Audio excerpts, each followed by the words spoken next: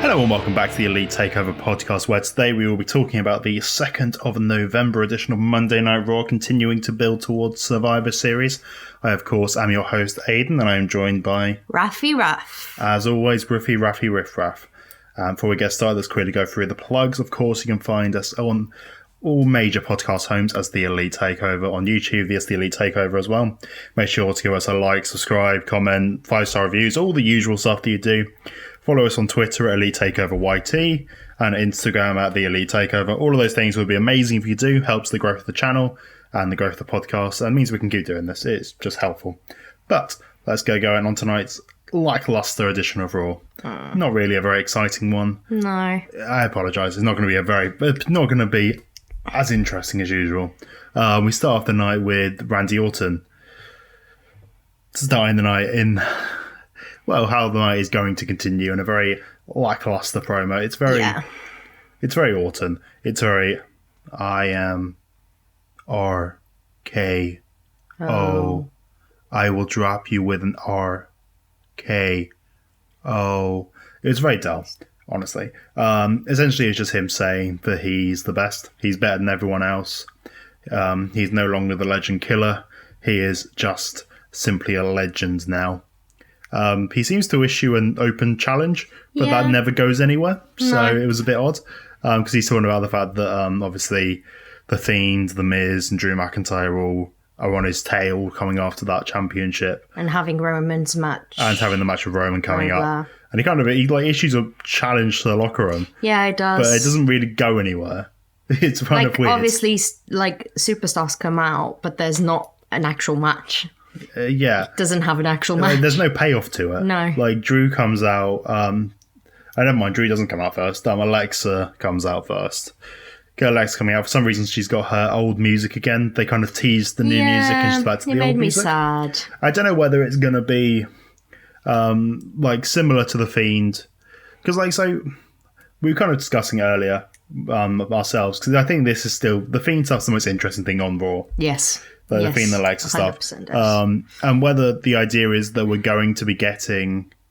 whether the Fiend is a being onto its own that possesses different people. Yeah. So whether we're going to have Bray Fiend and Alexa Fiend. Yeah, the female version of the Fiend. Whether the Fiend is going to kind of take over her, which is kind of maybe where we're going. We're kind of... Obviously, Alexa's kind of getting weirder. Yes. And she's kind of getting closer to that kind of thing. It just depends whether they call it the Fiend. Obviously, they could just call it something else completely. But it does feel like we're going somewhere supernatural with it, and the Fiend is infecting her or whatever. But I forgot what I was saying. She comes out, it's just because of the song. That was it. Oh, yes. So because she comes out with her normal song, I wonder whether that more distorted version is going to be her fiendish version, similar to how Bray has. Maybe when she comes back to actual matches. Yeah, maybe she'll have that one, because obviously Bray has his Firefly Funhouse entrance theme when he's just Bray, and then when he's the Fiend, obviously he has the full "Let Me In" music. Yeah, it's interesting. Let's wait and see for that one. But she comes out, she doesn't say anything. She just stands in the middle of the ring, does her pose with her gloves, play and pain gloves, takes away the play one. It's just pain. We get the, she says that he could be here. Yeah, because Orton's just like, oh, where's the Fiend? Where's the Fiend? Where is he? And he's just looking like everywhere under the ring and everything. Yeah, and you get the tease of the Fiend, but instead Drew McIntyre comes out. Drew hits him with a Claymore, and Drew dares Orton to accept a rematch, and until Orton does accept the rematch, he's going to make his life hell. He didn't say hell, because obviously that's the tease. That was Hell in the Cell stuff, but he's going to make his life a misery. Yeah. Miz comes down and tries to cash in the briefcase. Gets very close to doing it. Yeah. But Drew McIntyre stops it, beats up Miz and Morrison, and just says that, no, I'm the person who's going to beat Orton for this championship, not anyone else, just me. Yeah, it was a fine open. I quite enjoyed, once Drew and the Miz and Morrison came out, I enjoyed it more. I just didn't really enjoy Orton's promo. Yeah. I don't like Orton's promos. They're very boring for me. but that sets up then our main event for tonight. We have Miz and Morrison backstage. Miz very upset at the fact that Drew McIntyre cost him his dreams. Drew lost his dreams after his 19-year search to become WWE champion, but the Miz is still there to do it. And so he's going to step in as the star of Raw, and they are the wrong guys to annoy, and they're going to have a 2-on-1 handicap match in the main event. Morrison just kept saying fact.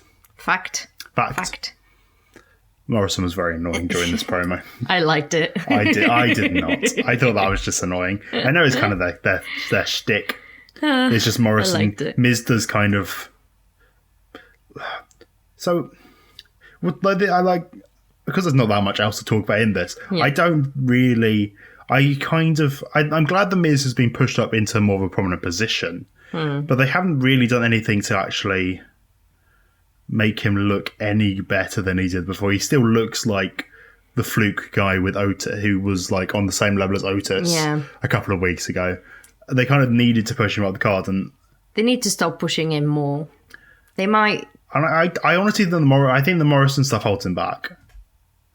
I think Morrison is great as a second for the Miz in terms of like in the ring. It works really well, and like Morrison being on the outside during matches. Yeah, I don't think the promos do though. Yeah, because the Miz is a very good promo. But Morrison, I think, not that Morrison isn't good, but Morrison, he just needs to change his approach. Exactly. Yeah, the style they're doing is far too. I know they are silly comedy wrestlers, but it's far too comedic. If you want the Miz to actually be a legitimate guy to hold that championship for 2 weeks, you still need to have him have a little bit of luster to him. Because at this point, like if he cashes in, which I'm sure he's going to cash in, and he's going to win the title, but he's going to lose it very quickly. It's going to be a little stopgap between Rumble and WrestleMania, probably, or just after WrestleMania. It's going to look really bad because obviously it's still going to be the same people in the main event scene. It's still going to be Drew Orton and the Fiend, and probably Edge as well by that point. It's going to be those guys, and like Miz has kind of been killed by all of them, apart from Orton so far. It's not going to go well for. It's not. No. They need to do something else with them. I liked the idea of this Drew Miz thing, and like Drew needs this. Drew needs to still feel like a really big deal, and that helps Drew, which is great. But it is at the cost of Mr. Money in the Bank. It is kind of killing that briefcase a bit. We move forward to Elias versus Jeff Hardy in the guitar and a pole match. Hopefully the end to this feud. Fingers crossed. Elias comes out, does his usual shtick, talks about the idea of greatest hits, to being a pun on the idea, of course, that he is number one of the soundtrack chart, which he won't say, and the pun on the idea of the greatest hit being hitting with the guitar. Yeah. Which, of course, is the guitar and a pole match. He tries to start playing one of his songs from the album, and Jeff Hardy interrupts. Typical stuff. The match basically was the same as their match at Hell in the Cell. Yeah. Apart from the fact that obviously they kept trying to get to the pole in the corner. There's a nice spot where Elias threw his stool at Hardy's face, which is a bit, okay. Yeah, it was out of nowhere. It was nice. It was a nice little thing. Yeah, it was cool. But the rest of the match is very typical. The end of the match kind of came about. Hardy's still limping, by the way. Yeah, he's still limping constantly. Yeah. I don't know. I kind of would rather have Hardy not wrestling every single week. Or at least they giving us an answer as to why. Well, in storyline there is a reason why, because he has got an injured knee in storyline technically. Fair. But it doesn't seem like that's what he's doing. It just seems more like, it seems more real. Maybe he's just very good at selling it. But I would rather not see Jeff Hardy wrestling every single week. And like since he's come to Monday Night Raw, he has been wrestling every week, and I'm kind of tired of seeing Jeff Hardy every single week. But the end of the match comes from Hardy goes to the top rope, looking to try and get the guitar off the pole. Looks to get it, but Elias gets underneath, gets him in a powerbomb position, goes to the powerbomb, but Hardy gets into Hurricane Rana, his twist of fate. Hardy goes up top, gets the guitar, does an axe handle with the guitar over Elias's back, which should be the victory, because that was what they were saying the entire time, is that once you get the thing, whoever gets hit by the thing first is the victor. whatever. And then he Yeah. pins him and 1, 2, 3. It was kind of a bit silly. The match was fine. Hopefully it means that this is over. That's Yeah, all. fingers That's the most crossed. important Yeah. thing, is just for this to be done. But yeah, I don't know where either of these guys go after this though. There isn't anywhere for them to Yeah. go. Like, you can't see.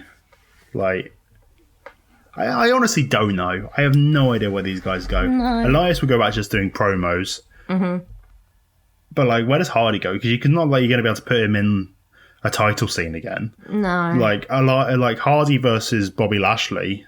That does not do anything for me. That does not do anything for me. I do not know. But yeah, so next we get a tag team title match. The women's tag team titles up for grabs. Bit of Survivor Series conflict in this one. Mandy and Dana taking on Nia Jax and Shayna Baszler. Both of these teams are undefeated as tag teams. They are no longer undefeated as tag teams. Yeah. I thought this match was going to end in like a double DQ or double count out or whatever, or just Lana getting involved, and that was going to be the thing that would prevent one of these teams from eating a loss. Yeah. But yeah, Lana comes out to watch at ringside. The beginning of this match, I say the beginning of the match, but like all of this match was Mandy and Dana pretty much in control of it. Yes. It just made me sad seeing Shayna taking all of those hits and stuff and just not being on top. Yeah. Just made me really sad. Like, Shayna deserves to be on top. Yeah. Because she's always been on top. Yeah, if you go back and look at Elimination Chamber from this year, Yes. when she kicked everyone's heads off Yes. and won that so easily, it's kind of it's weird for her to be in this match, getting beaten by Dana yeah. Brooke. Yeah. Dana Brooke got a visual pin on Shayna Yes, Baszler. she did. I was like, what the hell? That's not something that should be happening. Dana looked bad in this match. To be honest, she was very clunky. She didn't look good. She even almost looked worse than Mandy. Well, Mandy was barely in the match, to be Yeah, honest. Mandy true. barely wrestled. It was mainly all Dana. Yeah. Yeah, Dana didn't look good. So the ending of the match comes. So throughout the match, Shayna keeps getting distracted by Lana. It was kind of weird. Nia had never got distracted by Lana. It was just Shayna that got bothered by Lana. Yeah, Shayna was very upset. She just kept being like, Yeah, she's why going are like, you here? yeah, why? What do you want? Go away. It was very odd, even though Nia is the one who has the issue with her, really. Yeah. Yeah, Shayna locks in the Kirifuda clutch, but Lana distracts, allowing for Shayna. Shayna just lets go of the clutch and goes to go and confront Lana on the apron, allowing Dana to roll up Shayna Baszler, but the referee is still paying attention to Lana, meaning that he doesn't see the fact that Dana has got a 3 count Yes. on Shayna Baszler in a roll up. And then obviously when the ref turns around to go and counter it, Shayna kicks out. Shayna then just puts the Kirifuda clutch in straight away again, and still the old women's tag team term champions are Shayna and Nia, As you'd expect. as they should be. Yeah. But Dana Brooke shouldn't have been getting a visual pin over Shayna Baszler, in my opinion. No. I'm all for the idea of pushing. You need more tag teams. And sure, Mandy and Dana, that's probably where they deserve to be in terms of the women's division, is in the tag team division. But I don't think they should be in this position. Maybe they shouldn't have. Honestly, maybe they shouldn't have traded the Riot Squad over to SmackDown. Yeah. Maybe they should have kept the Riot Squad over on Where Raw the and put tags Dana are. and Mandy on SmackDown. Yeah, where the tag championships are. Well, it doesn't really matter because obviously they can go on other brands. Yeah, But I think Ruby and Liv in this position are more believable than Dana and Mandy are. At least for me. I know, obviously, No, I agree. they're blonde, so Vince is going to like them. And there was no table. Not yet. We Yes. come back later. This I was isn't trying all we to have leave for a this. cliffhanger. No, there's no point. We go backstage. Orton again does his usual stuff. He reminds Drew that the hunter can become the hunted very easily, and RKO. Yeah. Yeah. R-Truth comes down to the ring. R-Truth is here for some action here tonight, but he's not in his ring gear. He is looking to get his water bottle signed by someone. I didn't get the joke. We're English. I didn't get the reference to whatever he was trying to do, but he's supposed to be facing Bobby Lashley instead. He didn't. R-Truth thought he was getting his water bottle signed by someone, but actually he's facing Bobby Lashley. Very clearly, Lashley wins this very easily. Yeah. And there's a nice thing at the beginning where Truth just lays down for Lashley straight away. Yeah. And Lashley, because Truth just doesn't want this match, Truth obviously. is like, we don't need to get hurt. Like, there's no need for us to get hurt. This was all a misunderstanding. We're both champions here. Yeah, exactly. It's non-title match. Why do this? I'll just lay down and you pin me. Come on, pin me. Yeah. But obviously Lashley won't do it. Lashley tries to go and pick up Truth, but Truth gets in a few little punches, a few little jabs. Yeah. But Lashley breaks him in half with a huge spear and then puts on the Hurt Lock. Post-match, he does it again. So my question, R-Truth tapped to the Hurt Lock post-match. Why is Bobby Lashley not your 24/7 champion? I thought that. I did think that. Because obviously, like, during the match, it's fine, but post-match he put it on again. I did wonder that so after the match. Why isn't Bobby Lashley the 24/7 champ? It's kind of silly. Drew Gulak comes out to try and become the 24/7 champion. He tries to pin Truth. But Bobby Lashley's like, no, I want to be 24/7 champion. Picks up Gulak, puts him in the Hurt Lock, and then he was like, actually, no, I don't want to. And he puts Gulak on top of Truth, and Gulak is your new 24/7 champion. Yeah. And our Truth gets no retribution tonight. Gulak has managed to hold on to the title for an actual night, amazingly. And it was very weird that, like, Lashley after came back again. Yeah, he came back in the ring, and then he they was showed leaving the ring, and then he just came back hitting, and then they played his music, and he left. Yeah, it was clumsy. Odd production decision. It didn't really make sense. You see Lucha House Party backstage for a second. They're going to go and get Gulak, but they run into big old Jordan. What's his name? I don't know. No, Jordan, AJ Styles' bodyguard. Yes. And AJ Styles was back next. His associate, of course. They can't say his name or look at him. Yeah. We get a promo from Nia backstage where Nia essentially has had enough of Lana and she is going to get her off the Raw team by the end of the night and she's going to end her career. So later on, we're going to have Nia versus Lana. We come to the ring and this is probably the best thing on the show, this segment. Yeah. AJ Styles is very funny. He's very entertaining. he's doing a really good job. Talker. Yeah.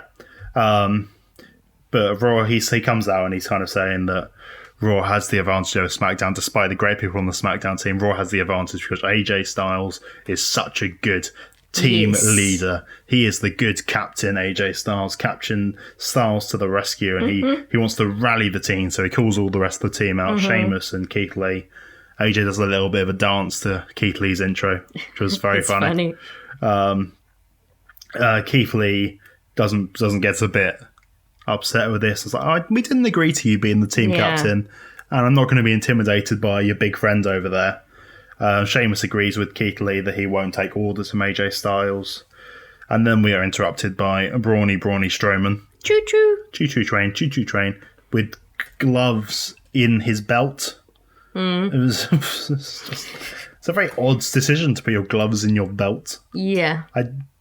Each to their own, I guess. Each to their own. Mr. Captain Train. He can be Captain Train while AJ Styles can be captain of the team. Just inside that AJ isn't actually the captain, he's just calling himself the captain. Yes. It's not been made official.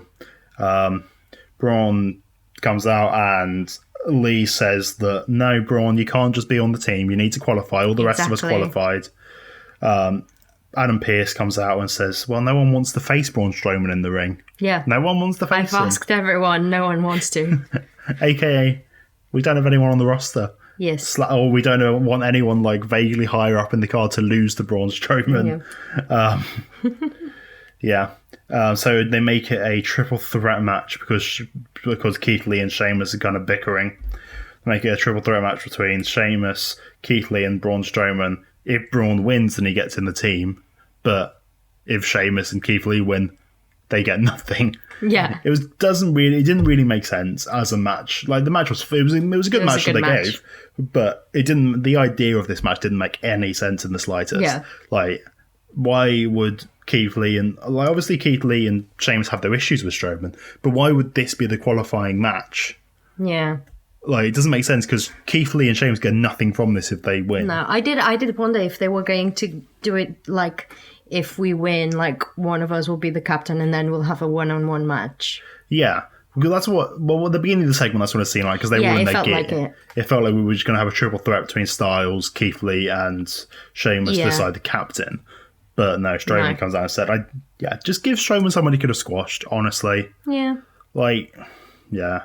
Like, It was so honestly, what they probably should have done, like, we'll jump ahead. We'll come back to this in a second. We'll jump ahead. What they should have done is they should have, instead of having Ricochet versus Tucker, so Tucker later in the night, he's made his grand return. Grand return to Monday Night Raw after betraying Otis in his new trousers that he's wearing. Yeah. He got absolutely killed by Ricochet in less than 30 seconds. Yes. But maybe what should have been was we had a good 5 to 10 minutes between Ricochet and Braun Strowman. You let Ricochet get some close encounters with Braun. Yeah. But because Mustafa Ali's on the outside, that's what allows Ricochet to fall into the power slam from Braun Strowman. Braun leaves, and then you have Retribution surround the ring and do the same stuff they did in that segment. Yeah. Like, I think that would have been better, and you could have just had Sheamus versus Keith Lee here as just a match. Yeah. Or the triple threat that we talked about with Styles. I think that would have been the better decision. At least then it would have made more sense. Yes. And like that gives Ricochet a bit more of a prominence, which is nice, instead of just being like, I'm glad Ricochet got a win. Oh, That's great. Yeah. But like him having a bit of time with Strowman at least, and like trying to make him look a little bit good, it would have done better for both of them, I think. Yeah. But this was a really good match, so I'm not going to complain too much.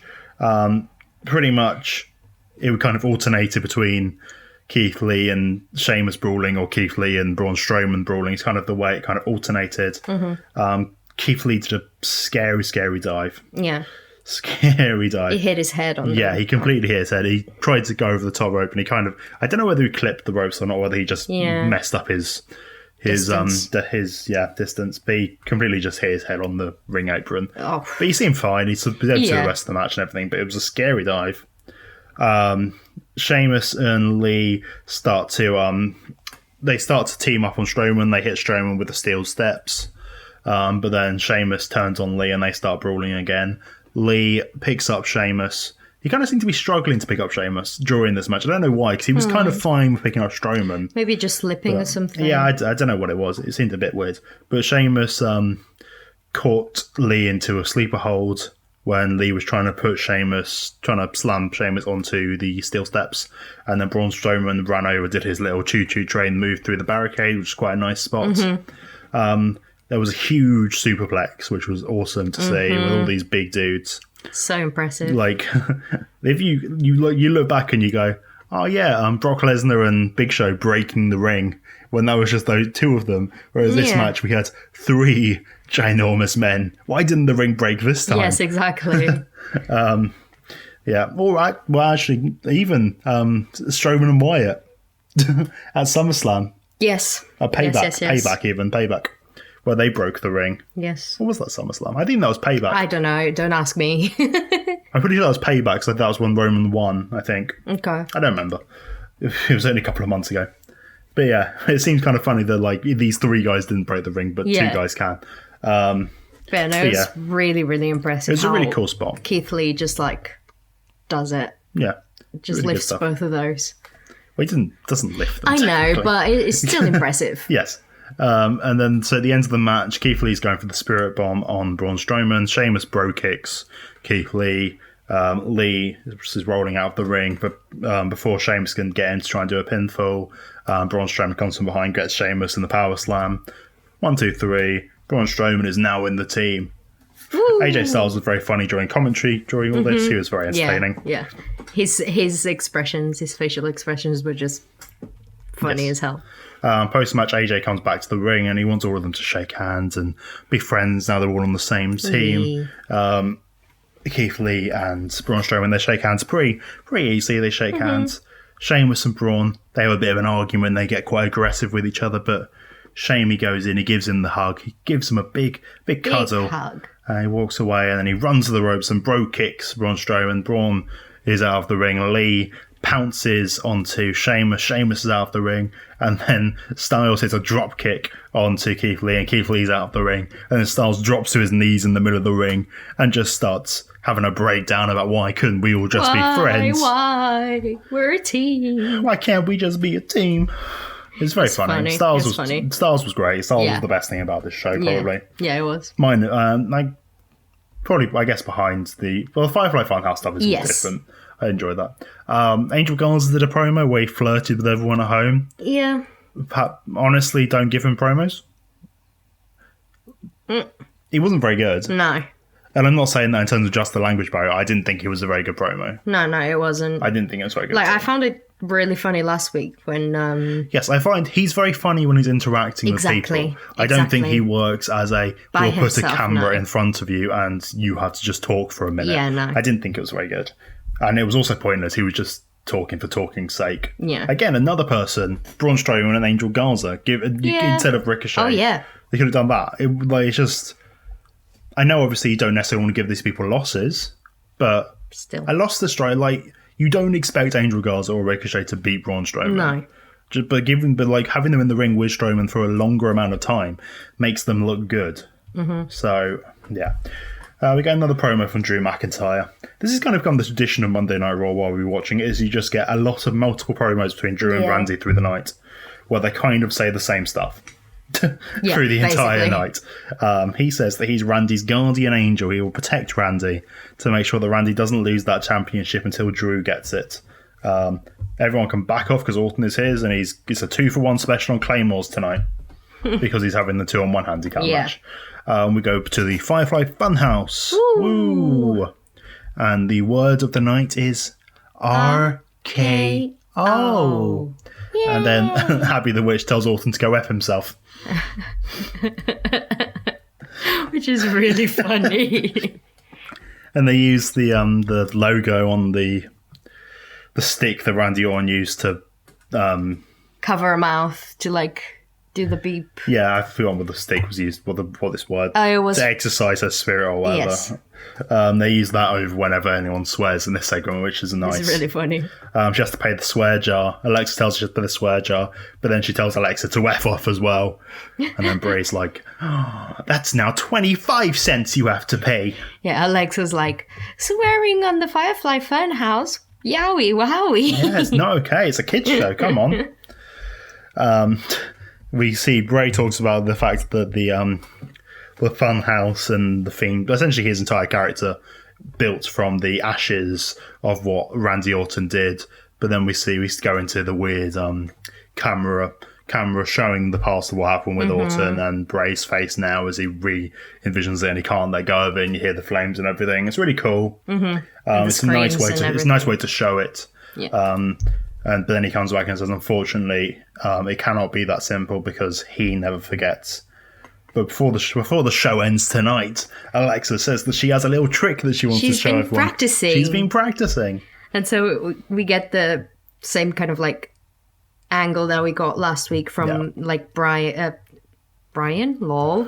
Bray putting his glove over her forehead and she kind of like lowers her head. The heel glove, to be exact. Yes. And then she basically lowers her head when she lifts up. She has the Fiend's eyes. And then she basically does a really scary thing where she is very serious. She smiles, but then she does a very long tongue, like a fruit roll tongue. Yeah. Like so very long, but it looked like bloody at the same time. Yeah. And then Bray Wyatt just like looks at her and he goes like, oh, sheesh. And again with the... Oh, sheesh. Yeah. It's very funny. Yeah. It's very funny. And creepy. It was very creepy. That end bit, it was just really creepy. Yeah, it's going to be interesting to see where they go with this. Yes. The Alexa stuff is very interesting, and you can tell that she's clearly enjoying what she's doing, which is always nice to see. She's enjoying the difference as a performer, and she's always done very well with more character-based stuff. It's interesting to see like how far she can go from like being the typical like bitchy character to like being the lovely, friendly, good guy to now being this kind of weirdo. And it's interesting to see that I wouldn't have necessarily thought that she would have been able to do all three so well. No. We see Nia come out for her match with Lana, get a couple of picture-in-picture promos, one from Lacey and Peyton, so that's still a thing apparently. Mm-hmm. They do look good together as a team when they're not in their wrestling gear. Yeah. When they're in the wrestling gear, it just doesn't match.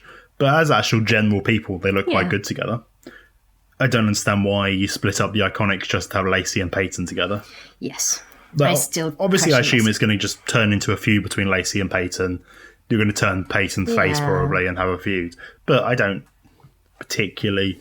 I don't know why you do the split to then just put Peyton in another tag team straight away and have Billie Kay probably disappear. Yes. And then you get a promo from Lana where she's very serious. She's a very serious Lana in this promo. Yes. And she's going to turn the tables on Nia Jax. I find it really weird hearing. I still find it really odd hearing her just talk in an American accent. It with really a very throws me still. Low, like resonant Yeah, voice. she was trying really hard to sound serious. And like strong. Mm-hmm. Like she was trying to do her proper acting. Yeah. She's not very good. This was what you'd expect. Nia kills her. She plays with her. She goes for the pins and then's like, nope, I'm not done with you yet. Samoan drop, 1, 2, 3.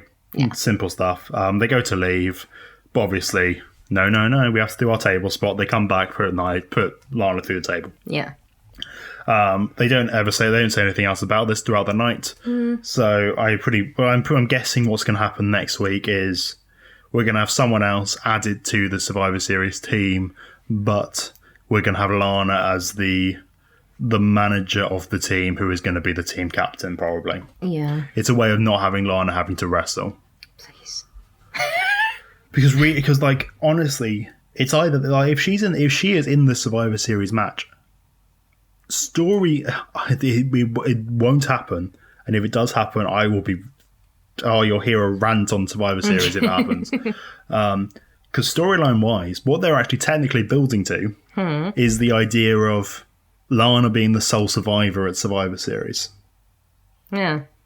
Like if you that is the logical build from what's been going on. Is that Lana is somehow the one who is actually the last person who wins it for Monday Night Raw. Goodness, no. And we don't want that. No. We get the VIP lounge. Just kind of setting up all the matches that they kind of all involved with. Talking about Sami Zayn for Survivor Series. Lashley promising to put Zayn to sleep. Lashley commenting on Sami Zayn's comments about the fact that the Intercontinental Championship means more regions around the world, whereas the US Championship is only the United States. Responding to that stuff. They talk about the Retribution stuff, just saying that they want their payment for ending Retribution, which they haven't ended Retribution. They were still here tonight, so you don't deserve your payment, MVP. They want the payment in the form of Raw Tag Team titles, to which the New Day come out to go and confront the Hurt Buisness. They say they're a fan of Bobby Lashley. They've been a big fan of Bobby Lashley since Woods was in 7th grade. Because Lashley's such an old man. They completely diss Cedric Alexander really badly. Like they kind of bigged up everyone else, being like, "Hey, you've all done these great things." And then they're like, "Cedric, you've done nothing. You're a baby. Yeah, you've done nothing." It's like, yeah, but he did. I know you don't necessarily care about the cruiserweight division, but he was the cruiserweight champion for quite a long time, and he was a big deal at that point. I know he's not been since coming to Raw. But still, it's not really fair. No, it's not fair. It was a bit too harsh for my liking. Like Cedric's the one you're supposed to be pushing from this. You would think he should be the young lion that you want to push. Kofi says that he's won more gold than all of them together, which is actually wrong. He has won the same amount of gold as all of them put together. They've both held 21 titles in WWE, which is ridiculous. So many titles, especially for one person. That's 21. Yeah, that's crazy. But Kofi, back in the day, just won. He's always been winning titles left, right, and centre. Because he would win US titles, IC titles, US titles, IC titles. And then he just started winning all the tag titles constantly. So, yeah, I remember back in the good old days of 2011, 2012, 2010, I guess, as well, where you'd have just Dolph Ziggler versus Kofi Kingston on. You could just guess that for a pay-per-view, and it probably was on it for either the US or the IC title. Oh my goodness. They make a joke about the fact, because Lashley calls out Kofi on losing the WWE Championship in 8 seconds. They make a joke about the fact that Lashley can only last 8 seconds. According to Lana. To Lana. I love the fact Lashley has had such a bad career in WWE, and not to his own fault. He's had some very bad storylines. Yeah. And it makes me laugh. In the last 2 weeks, we've had references to two of the worst. I didn't think of that. Yeah, we had references to the wedding, and we had references to the sisters. Can we not remind ourselves? Lashley's doing probably the best work since he's come back, and you probably don't want to bring all the bad stuff he's done. Don't bring it up. It's not his fault. This was a good promo. It got very rambly at the end. Yeah. It kind of felt like it should have ended after the 8 seconds joke, and then they went on for long. another 3 minutes after that, Yeah. and it kind of wasn't anything interesting. Yeah. We get the match New Day versus Hurt Buisness, which had been pre-advertised for the show, but it was odd because during the actual promo they're talking so much about the tag titles. You would think this was a tag title match if you didn't know better. It was kind of odd, and also don't do this match. The match was good. The match was good. It was long. They probably gave away too much. Exactly, that's what I meant. Yeah, because you kind of want to save this for a pay-per-view. Mm-hmm. Because, realistically... It'd be a good one. Yeah, it'd be a good match. And also, you have no tag teams. Yeah, exactly. You need, the Hurt Business is probably... You might as well use who you have. Yeah. honestly, the Hurt Business are the top heel tag team on the Raw now. Yeah. Because they're the only one. You have Miz and Morrison, but they're busy. But they're busy, yeah. And I don't want to do Miz and Morrison versus the New Day again. No. We only had that, a couple of months ago. Cedric, they're the top heels on Raw for the tag team now. You probably should have just had them face Lucha House Party. Yeah. Or just something else, just to give them a victory and be New Day. We can still do all the promo and everything. Yeah. And then just have New Day on commentary while they go and face off against Lucha House Party. So then you can tease the match for the future. Yeah. If you want to have it before Survivor Series, so you can be will the New Day be the tag champions going into the match? You can do that stuff. But I don't think this match needed to happen tonight. It probably shouldn't have happened tonight. But the good thing was that Hurt Business did get the win. They did the neutralizer into pay dirt, and Cedric pins Woods. It was a good match, but I don't think it should have happened. I think it was a bad booking Unless decision. it was for the actual titles. Yeah. Again, to tease the Survivor Series stuff. Yeah, but they can... But you shouldn't just do that off no build, Yeah, really. Exactly. A title match off no build is kind of silly. Yeah. Especially since they haven't actually got rid of Retribution. It doesn't make sense. Yeah, true. Nikki's backstage. We're finally getting back to the Nikki Cross and Alexa Bliss stuff. Nikki Cross finally remembers that she has a friend again after these past few weeks. I want Nikki to join them. She won't. I know. She won't. I know. It wouldn't. I think she would. I think she'd be good at it, but it wouldn't. She would not. It's not going to happen. I know. Alexa Bliss is backstage. She is staring into the wall. And Nikki Cross comes over and saying that she's heard nothing from her.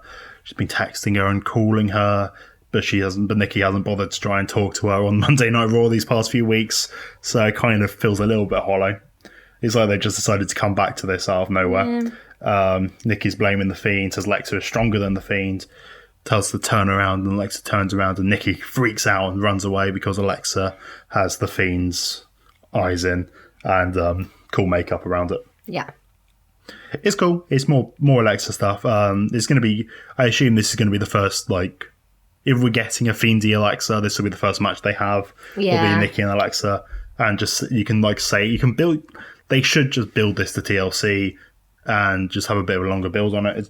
We'll see. Yeah. We'll see what they do. Obviously, Lexa's a bit busy with the whole actual Fiend and Orton stuff. We got the Ricochet Tucker match, which I mentioned earlier. Very simple, very simple. Ali comes out to watch, stands on the announce table.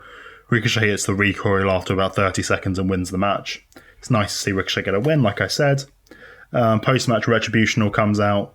Dijak throws throws Ricochet out of the ring, and they kill Tucky in about 2 seconds. They send Slapjack after Ricochet. They bring Ricochet in the ring. They all surround him. It looks like something's going to happen that might be interesting. Yeah. A bit of recruiting maybe, but instead Ricochet gets up and he fights back, and they all take him down. Mustafa Ali says that no sin is forgiven until it is punished, and then calls for Mason T-Rod to hit the double choke slams onto Ricochet. It's good for them to be doing something a bit more positive instead of just losing to the Hurt Business. Yeah. So they shouldn't have done all the stuff that happened before. They should have probably just gone straight to this kind of stuff. Yeah.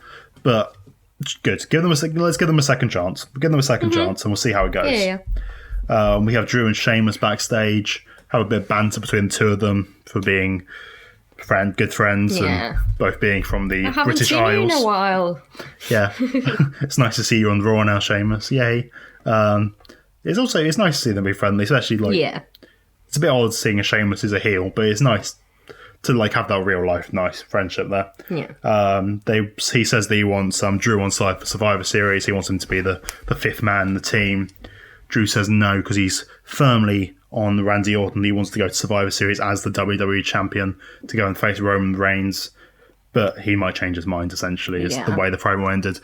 So basically, it's probably going to be Drew's going to be the fifth man on the team. Yeah. That's basically what I got from this tease. Is I don't understand why you do it if Drew isn't going to be the fifth man. Yeah. Because I don't see Drew winning. I know I've gone backwards and forwards on it, but I don't see Drew winning the title before Survivor Series. I don't want Drew to lose to because I don't want him to lose to Roman, and I don't think they want him to lose to Roman either. Exactly. Main event: Miz and Morrison versus Drew. It's fine. It's pretty good. It's what you'd expect. It's really what you'd expect. Miz and Morrison. Drew completely owns them. They keep trying to cheat. Yeah, they cheat. They manage to distract and allows them to get some good double team offense onto Drew. There was a point where the referee definitely counted 3 on one of the pinfalls because Morrison took too long to do a shooting star press to break up the pinfall, and the ref definitely counted 3. But oh well. Really cool spot where Drew did the German suplex spot where he was. Morrison managed to knock him off the top rope, so he was in a Tree of Woe position, and then he pulls himself back up, hits the German on Morrison. Really cool spot. Only thing I didn't like was that Morrison did the flip. It made it look like Morrison did the work instead of Drew McIntyre. Yeah, it's the only thing. It felt for me for a second before he actually fell on the floor. It made me think that he was going to counter, that he was countering. But it looked like he was going to land on his feet. But then he didn't. He just face planted on the ring apron. Yeah, and then as you'd expect, Claymore to Miz, 1, 2, 3. Yeah. Drew McIntyre wins. As he's celebrating. He's like, "Yeah, I've won." Of course, the Viper creeps up, RKO, the most dangerous letters, and blah, blah, blah. Drops Drew McIntyre. Randy stands tall to end the night. But then just before we leave, we get the...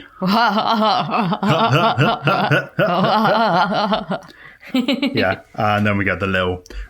and see the Fiend thing, but he's not there. He doesn't appear in the ring or anything. No, we just see the scary little snippet of the Fiend that we always get. Fair, is good because realistically... we ain't getting this match until TLC. No, we can keep teasing it. To be fair, we might even not get this match till Rumble.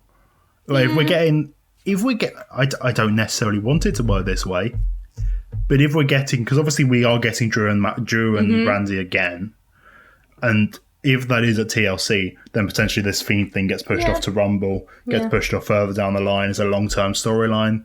We have to wait and see. There's a lot of possibilities. And obviously the Miz can mess all this up at whatever point he wants to.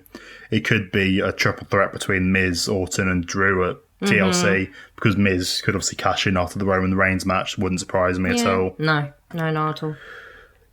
Well, actually, it depends what the main event is of that show. If the main event is Reigns versus Orton, the Miz ain't cashing in. The Miz ain't ending the night as WWE champion after that. Yeah. But if it's the semi-main event, I can see the Miz cashing in. But that is all for today. We'll be back on Wednesday for AEW, the final AEW for Full Gear. Ooh. And of course, NXT on Thursday, then Friday, SmackDown. I don't know when we'll do predictions for Full Gear. We probably will do them... Because Full Gear's on Saturday night, we'll probably try and do them on Friday or Thursday. We'll try and get them up. Because obviously we'll get the full card from Dynamite on Wednesday, so they're pretty good again. The card's up, unlike WWE. They're not like WWE, that's what I was going to say. So we'll try and get that a bit earlier in the week, but we'll be here for Full Gear on Saturday. So very exciting. Thank you very much for watching, and we will see you next time.